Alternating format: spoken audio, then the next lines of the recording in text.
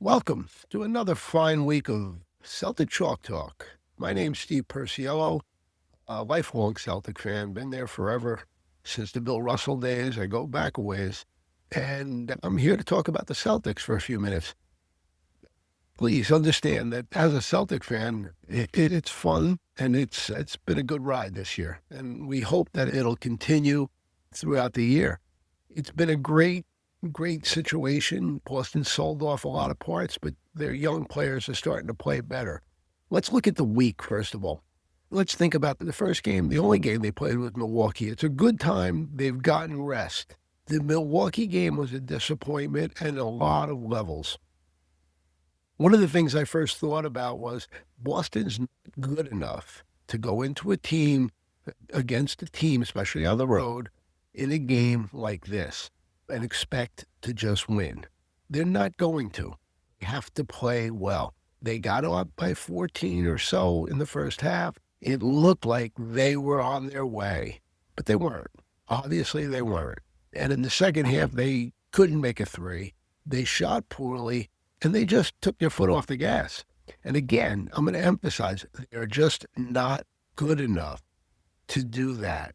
The shooting has to be better. They've shot real well. This was the first time they came up empty. And an interesting point I want to make. The games the Celtics have been winning against good teams were exciting, and the crowd was into it, and the Celtics were into it, and they were playing hard. This game wasn't, and they didn't require that crowd craziness and all the other stuff that go with it. And Boston seemed to play down to what was going on. It wasn't a big game. They weren't playing against a team that's considered better than them, and really showed very little. Tonight, they play Detroit, and that's going to be an interesting game. It's home, and it'll be very interesting to watch because we'll find out we'll get a better thought on the Celtics. If they can go out and beat them, beat the Pistons, then they're real. Then we've got something to look at and talk about. What I wanted to get into, because it was a quiet week and not many games, I wanted to talk a little bit about this situation. Boston's in contracts and next year and the future and all that nice stuff that goes with it. First thing, if Tatum returns this year, what do you do with Jared Walsh? My thinking would be a very simple thing. He starts. Take Peyton Pritchard and get him out and put him as a sixth man. He's a scorer. He'll be fine. And it'll boost your second unit, but also give the first unit with Tatum, Walsh, the ability to guard up or down. And that will make it easier for White, for Brown, and for Tatum on the defensive end. So that would be my thought, and you're going to keep Kata. Now, when you talk about that, and then the next thing we have to talk about is what do you do with Anthony Simons? You got to deal with him. His contract's up at the end of the year. You just don't want to let him walk and not get anything. My thinking would be, and Zubats is the goal, but I don't think you can get him that easily. You're going to have to give up a couple, maybe a number one or maybe two number ones in the deal with Simons. You're just not going to get him cleanly, and you'd like to keep your draft pick to see where you stand if the Tatum comes along. Zubats would help them because he's a good post scorer, and that would help the offense, especially the other night. And when you have a post player, you can use them when the threes aren't falling. That would be Zubats' best asset. Now, there's lesser big men that are around that would complement Kata. One of them is Daniel Gafford. Daniel Gafford's a nice player. He plays for Dallas, and he's very similar in a lot of ways to Kata. He's a high percentage shooter, which means he's getting a lot of pick and roll, dunks off the lob, and things along that line. And he could help Boston. And don't know, naturally, the money doesn't match, so there's got to be some movement. And, of course, you can always use the Nets as the team because they're under the cap and they can take on money. So if you have to put more money in, meaning Dallas, they can send it to the Nets and even the deal off. But Gafford might be a good person to think about getting. He would help the Celtics innumerably. Him and Kata would be a great 1-2 punch as big men. And I think that might be the best way to go. Now, with that, you need to begin to think about your future. And when I say think about your future, it's fairly simple. You got three guys that you love: Minot, Walsh, and Cada. Okay. Each of them have one more year after this on their contract. Two of them are options, but I'm sure the Celtics will pick up the options because they're very low paid. But now you got to start thinking about, do we keep them down the road? I don't think you can keep all three because of what you're going to have to pay each player. So now you've got to do some serious thinking, and my sense would be Minot would be the odd man out. He's a guy not making a lot of money, but he can be in a deal somewhere in the next year, and you can bring back stuff.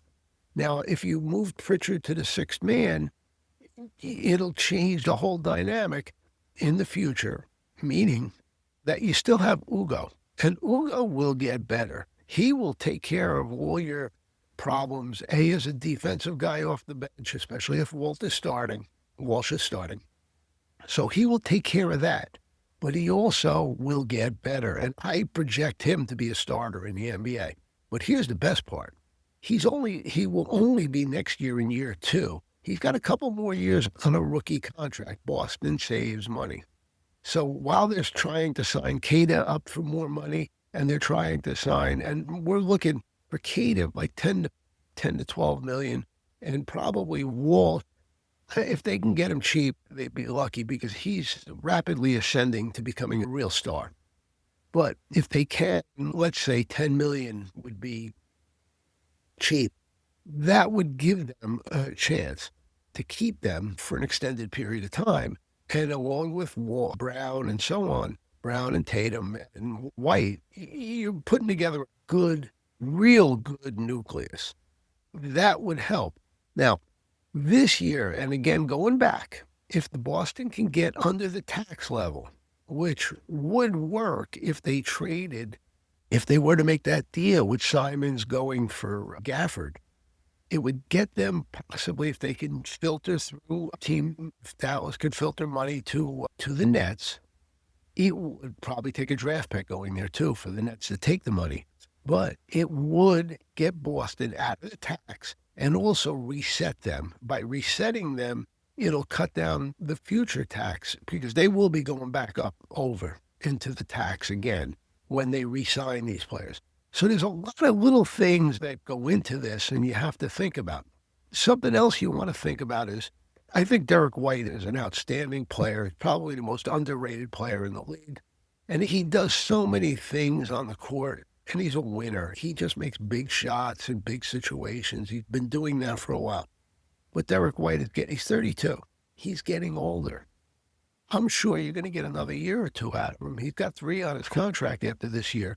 But the thinking comes, you want to try to gauge exactly when he is not as good or he's on the downslide. And at that point, it's time to move him out. And it's very hard. If you're a Celtic fan, you understand they've been a loyal organization that has always been fair and good. Now, Derrick White helped bring a title to Boston. And you don't like to see guys get traded that are like that. You like to see them retire for you. But the way the rules are in the NBA, Derrick White becomes someone that needs to be dealt, to be honest with you, when you feel that he's not at the level he was at. And that's another piece that goes into it because you can probably get a lot back for Derrick White. Hopefully, a couple more years and you don't have to think about trading him. But that's a part that goes into this whole thing. We haven't even mentioned Tatum. And Tatum is an interesting situation. Boston's got to make some decisions on Jason. Do they obviously allow him to come back this year? I'm going to use something. Drew Smith, the Miami Heat guard, tore his Achilles about 8 or 9 months ago, before the season, 8 or 9 months before the season. And he was playing. And he's fine. He's playing well, and he's a good backup point guard. The reason I talk about that is because when we begin to think about Tatum, we think about Drew Smith because nobody wants him to come back too soon and re-injure and go through the whole thing. But I think that's something that we have to think about in thinking about Tatum and coming back this year. If Tatum comes back this year, I don't think anybody in the playoffs would want to meet up with the Celtics.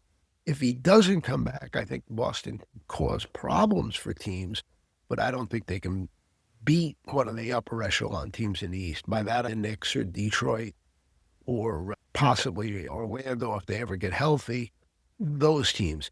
And I think leaves Boston in limbo until we figure out the Tatum situation. That's all I got for this week. If you like it, please give me a thank you for listening. And we'll be back next Monday again for some more Celtic Chalk Talk. Thank you.